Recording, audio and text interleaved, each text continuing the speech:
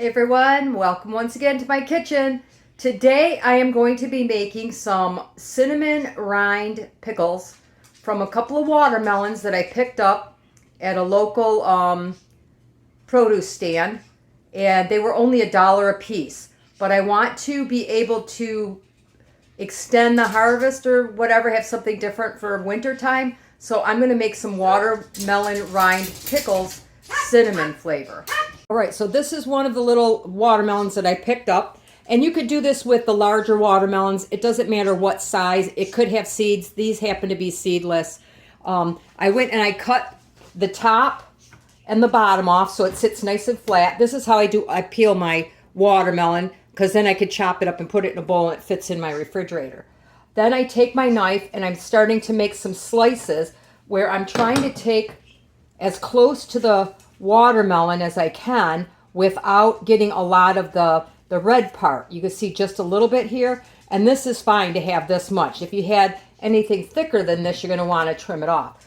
So I just take my knife and I kind of follow the curve of the watermelon down as far as I can, and after a while I get pretty close to the bottom. If I have too much in there, I can go back and trim this out just a little bit. I'll use a spoon or something, and then I just eat it, to be honest.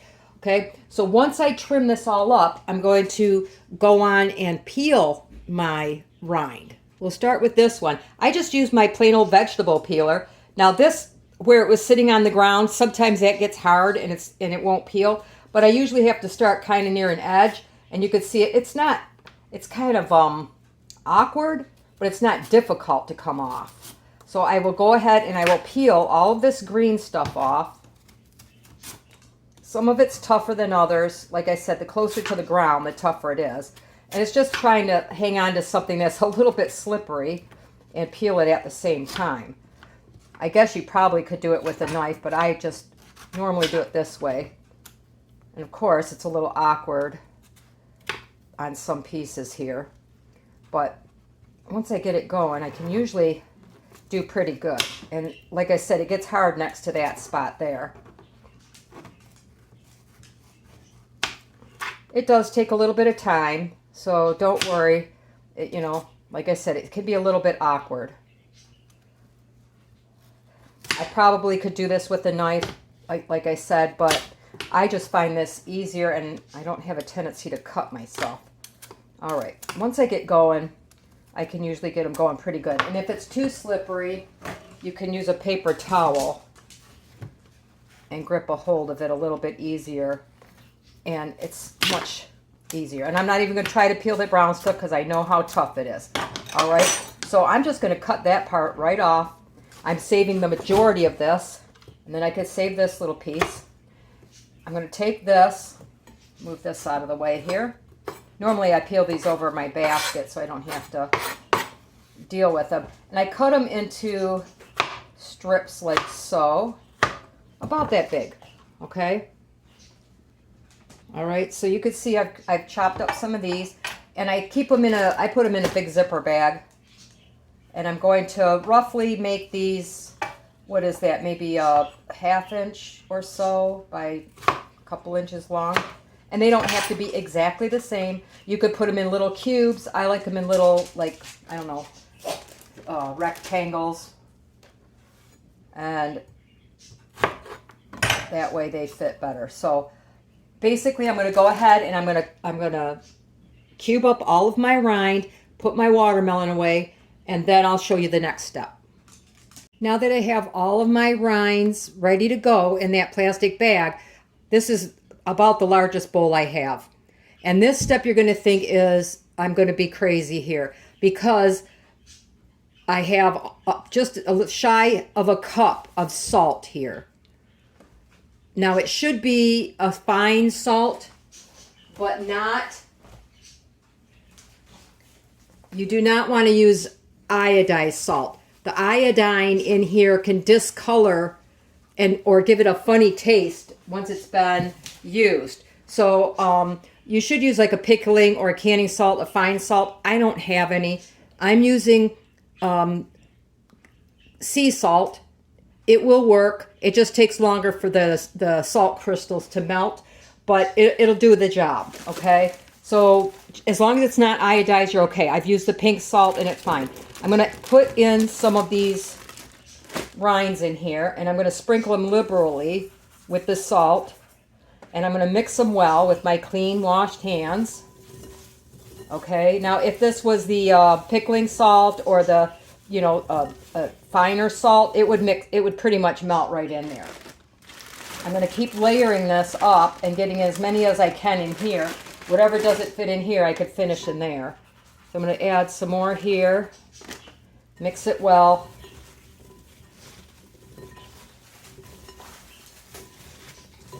And then I'm going to continue this process until these are completely salted. Okay, you have two choices here. You can leave them in your big bowl if you want. And you're going to fill this with water up to the top. And you're going to cover it with plastic wrap. And you're going to put this in your refrigerator for a minimum of 8 hours. I do this overnight, 12, 16 hours, whatever. I actually put mine back in my plastic bag because I want my bowl for my watermelon, because I have to cut up my watermelon, and that's my biggest bowl. So I put these back in here, and I'm going to do the same thing. I'm just going to fill this bag with water, zip it closed, and then I set it in a tray, like a cake pan or something, like a casserole dish or something that has sides just in case it leaks. Because, you've had things leak once in a while, I'm sure, in your refrigerator, and you don't want that to happen. So, this is a 2-day process, okay, because you do have to salt it. I mean, yeah, I guess you could do it early in the morning, leave it until later in the evening, and then finish the process, however you want to do it. But for me, I like to do a lot of things that I can have it prepared and ready to go the next day, just like I do with my apple butter. I cook it all night, and then the next day I can go ahead and put it in the jars and process it. It's just quicker and easier for me. So I'm going to put these in here. I'm going to scrape my excess salt into the bag, and I'm going to fill this with water and put it in my refrigerator until tomorrow when I can get to it. This is why I use something, because these bags, like this ones with these kind of zippers, they kind of leak. So I have this pretty full. I squeezed out as much of the air as I can, and I'm going to put something on each side of this to prop it up, because if I lay this down, this is going to continue to leak and I won't have any water in there in the morning.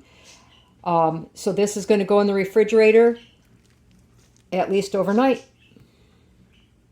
All right, since I already have to wait overnight, I like to start this part a little early. Now, I love cinnamon, so I try to extract as much of that cinnamon flavor from my cinnamon sticks as possible. I have 3 cinnamon sticks here. I'm going to drop them in my pint jar. Pint jar holds about 2 cups, right? And I'm going to use plain white vinegar, and I'm just going to pour it on my cinnamon sticks, because I'm going to be using this in part of my recipe. Now I can just let my cinnamon sticks sit here, and that will take out some of that cinnamon flavor. So when I get ready to cook it, because I'm going to cook cinnamon and sugar and the spice and this together with the watermelon, I'll get more cinnamon flavor. Okay, so my watermelon rind here has been brined in the water and the salt. It's been a little over 24 hours because, quite frankly, I got too busy and I couldn't get to it till now. So I'm going to have to dump that out and rinse it very, very thoroughly. But before I do that, the first thing I'm going to do is get my liquid together that we're going to put this watermelon rind in. Now, I started out with the pint or approximately 2 cups of vinegar that I put 3 cinnamon sticks in there. And I don't know if you could tell, but it's got like a light brown color because it took out a lot of that cinnamon flavor. I'm going to dump that in my pan with those cinnamon sticks. And I'm going to add 2 more cups or another pint of white vinegar. Okay. To that, I'm adding an equal amount of filtered water. I have to filter my water, or it's reverse osmosis I buy, because our water is extremely heavy in minerals here. So lots of salt, lots of iron, things like that, and it'll really make an off taste. So I'm going to do 2 pints 4 cups or a quart of this water here. Okay. And then the last ingredient is sugar. So really it's a very low ingredient recipe. You have your cinnamon, your water, your vinegar, sugar, and your watermelon rinds. Now the sugar, it's going to depend on how sweet you want it. So I do equal parts water, vinegar, sugar. So 4 cups each. If you want it really sweet, you double the sugar. So you do you have 8 cups in here already. You could add up to 8 cups of sugar. Well, this is a half cup, so I'm going to put 8 half cups in here and put this on to warm through. You want it to warm through really well. My sugar's got some big lumps in it. 2, and then 3.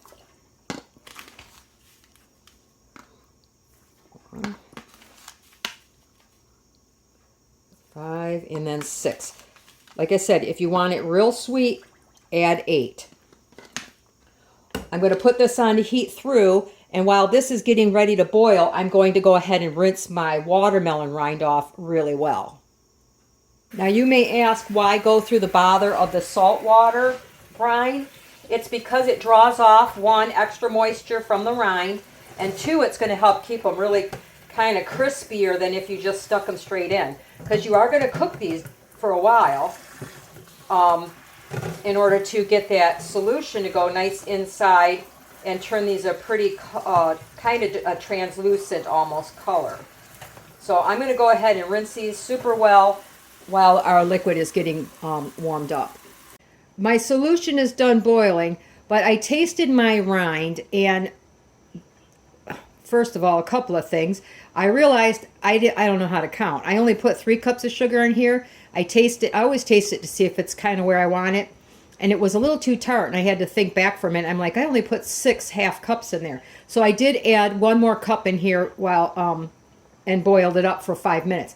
In the back, I have my rind in just some plain water because remember, I used the wrong salt to do this. It should be pickling salt, and I used the coarse sea salt, and I felt they were way too salty still. So I am going to boil them for about 10 minutes, and then I'm going to rinse them off and get some of the excess salt out of there in addition.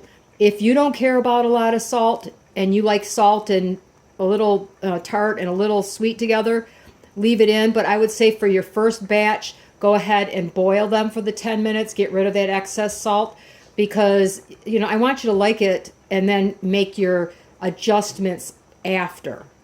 Because, again, this is to taste. Now, the vinegar, you have to use 4 cups. You have to use that because that's what's going to preserve these in a water bath canner. The sugar is going to give you the flavor. If you like them super sweet, use the 8 cups. If you like them, mildly sweet, or to me, they're still pretty sweet, use your 4 cups. You can go anywhere from, you can go from 4 to 8 cups. You could do 5. You could try 6. You could maybe, for your first batch, try 6 cups and see if it's too sweet. You could back down. If it's not sweet enough, you can go ahead and add on your next batch. And nobody says you have to do a great big batch all at one time. You could do enough to do 1 jar. Say do a half a cup of water, a half a cup of vinegar, and a half a cup of sugar, and just make a small batch and try them and see before you go ahead and do your great big one. All right, I drained my rind, and I don't know if you could see. Let me see if I could pick one of these up. See how they're starting to change colors and get kind of translucent and pretty? I think they're just really pretty. And they get they have a little stripe of the pink on there from the watermelon. I think they're a lot of fun. And there's something unique. You could serve these for Thanksgiving dinner or Christmas dinner and have something just different from anybody else around you. So anyway, I'm going to add my rind back to the pan. And like I said, I'm going to simmer these for approximately 45 minutes or so. I'll let you know the exact time. I like to get it to a certain color, and then when I know I'm there, I'm there.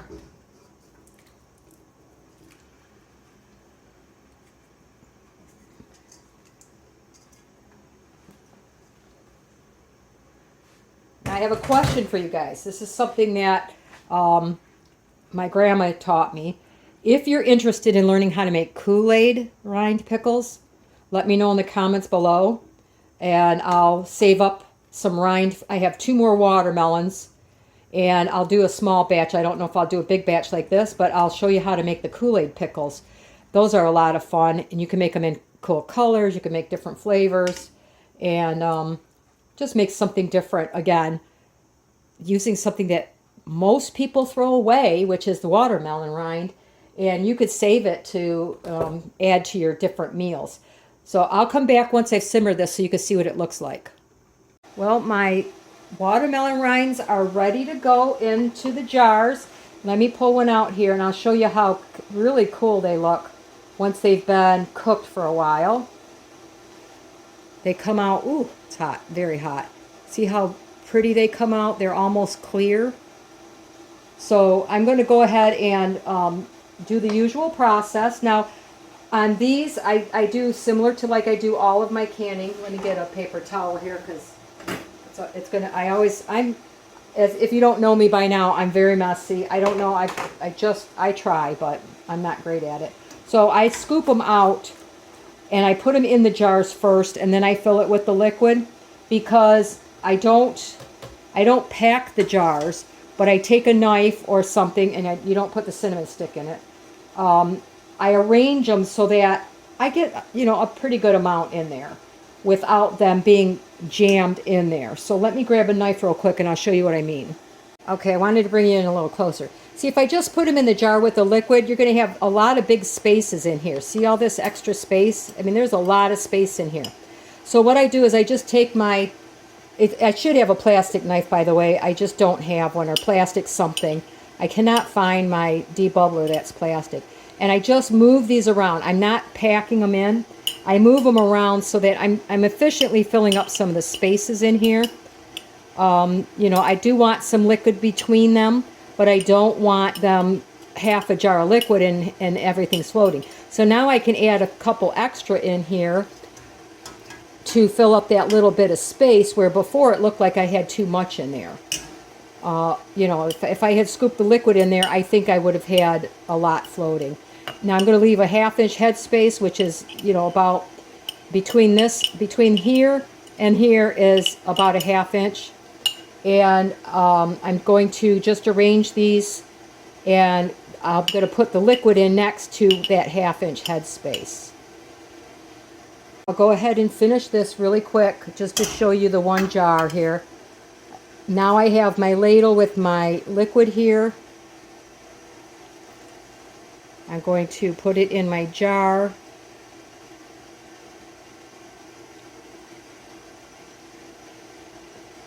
On the inside of my funnel, I have a mark at a 1/2 inch. So you guys can't see that, but right about there. Then I take, and you would debubble them because I may have, air pockets in there. You see the air I let out, the bubbles? I'm going to go ahead and let all the bubbles out. And if my liquid goes down too much, I'm going to add a little bit more for my head space. And it's always better to have just a little bit more. You want it as close as possible. And if you're new to canning, I would recommend getting like a plastic ruler that you can keep in here, or something that shows you the different head spaces, and that way you can check them to be sure, because it's a little better to go slightly under so you have more head space than you need than to go over the amount of head space you should have. Okay, so the next step is to simply wipe this off because there's sugar there. You don't want, 1, sugar under your lid, and 2, to have that sugar make a false seal and kind of cement or glue that lid down if it fails, because then you could have bad pickles in here. So I'm going to wipe this off, put my lid on it, put the ring on finger tight, and then they'll go into the the water bath canner. You can water bath can these. After they come to a boil, you're going to boil them for 10 minutes. Turn off your canner, wait 5 minutes, and then you can remove your jars.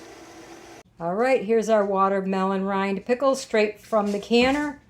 If you have any questions about the process or you have any comments, And if you'd like to see the Kool-Aid pickles, let me know in the comments below. And you guys have a wonderful day.